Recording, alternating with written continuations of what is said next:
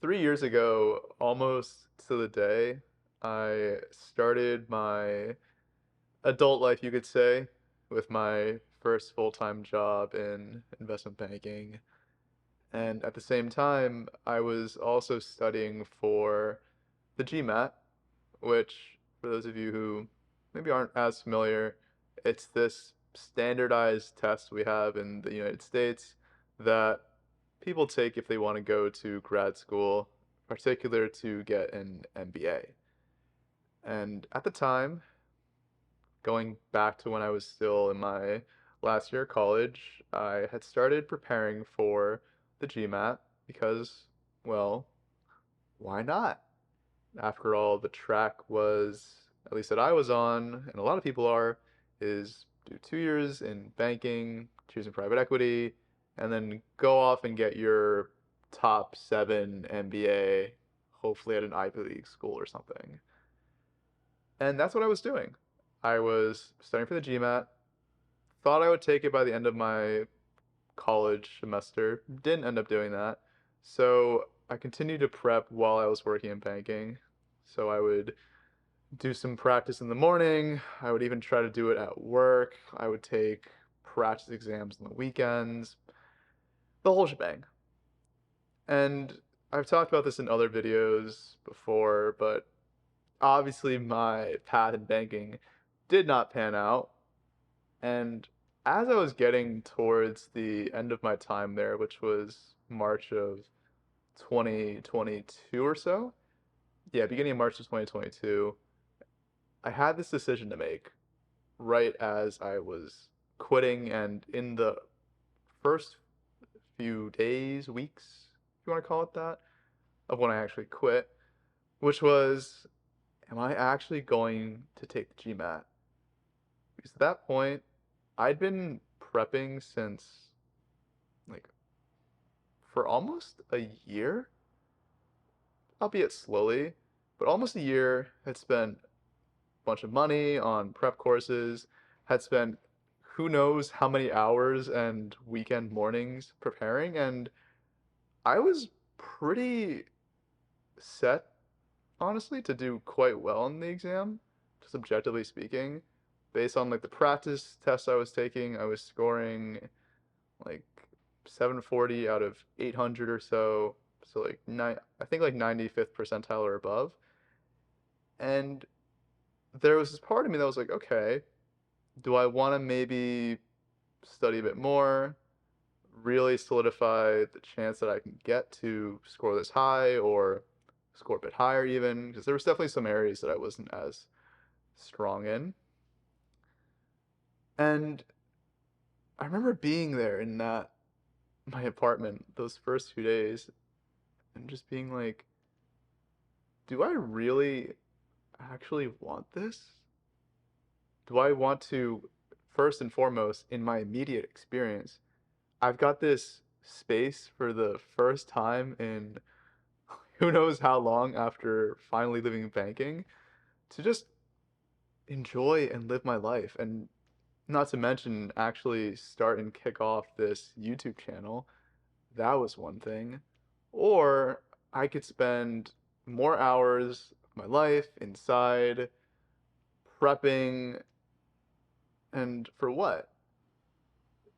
Because the more I thought about it, especially given where I was at that moment in my life, where I was actually starting to just realize that I didn't want to be on this path that I'd been on. I didn't really want the conventional success or life that I thought I wanted when I was in college and when I started banking. It was, well, do I really want to spend 2 years in an MBA program, spend hundreds of thousands of dollars learning about stuff that, quite frankly, I don't care about with people I just generally saying probably won't resonate with, at least just generally in the business world?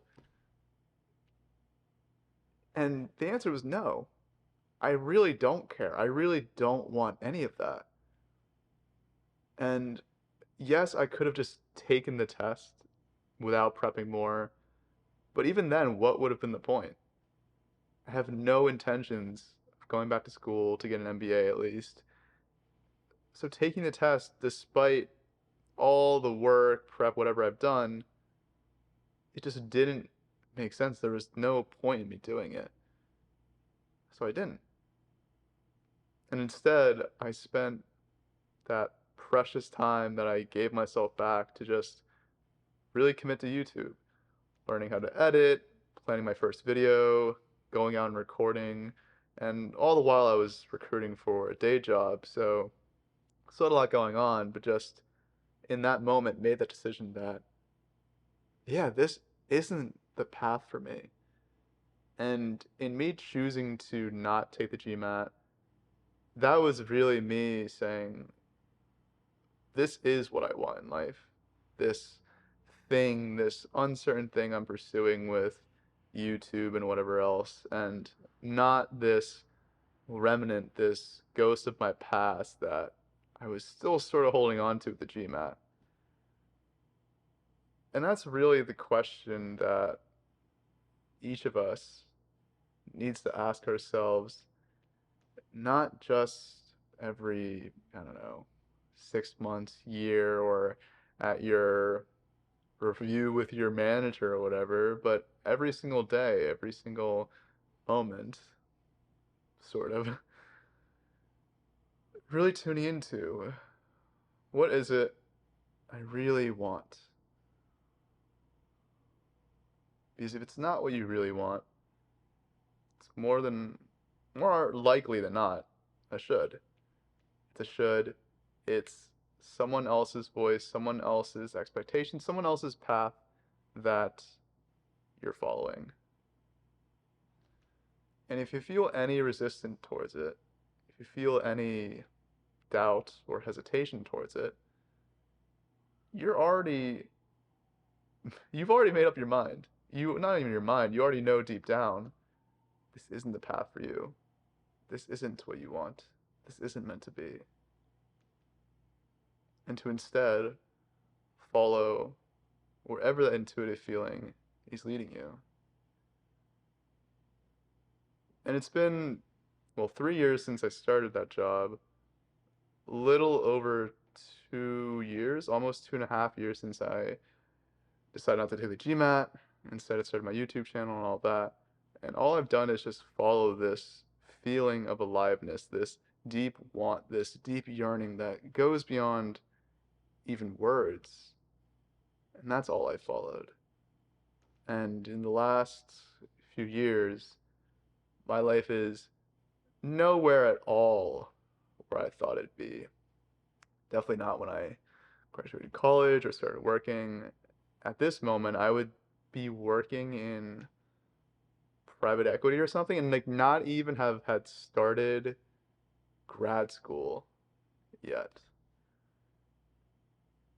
And to think if I was still on that path, all the experiences I wouldn't have had, all the people I wouldn't have met, all the growth I may not have experienced, there's no amount of money you could pay me to give any of that back. And the same goes right now in this moment. What is it I want? What is it you want? And right now, for me, that want, that yearning, that calling is to be of service to the world, to people. And that's something I've known even beyond when I started banking, but throughout my childhood, honestly, was that I always wanted to be in service of people. How that would materialize, what that would look like, I wasn't sure. But it's what I've always yearned for and what I, deep down, have always known I've meant to do and wanted to do. It's just that for a long time, I forgot. When I finally started listening to myself, just as you may start listening to yourself, even if for a moment, it'll come back. That inner voice, that inner knowing, that knows what you want, knows what you yearn for. And that's all you need. You don't need any sort of plan or anything because those don't work. Those get thrown out the window really quick. But just this feeling of aliveness, this yearning that just pulls you forward without you really having to do anything. That's all you need. So, as the poet Mary Oliver says, what is it that you'll do with this one wild, precious life?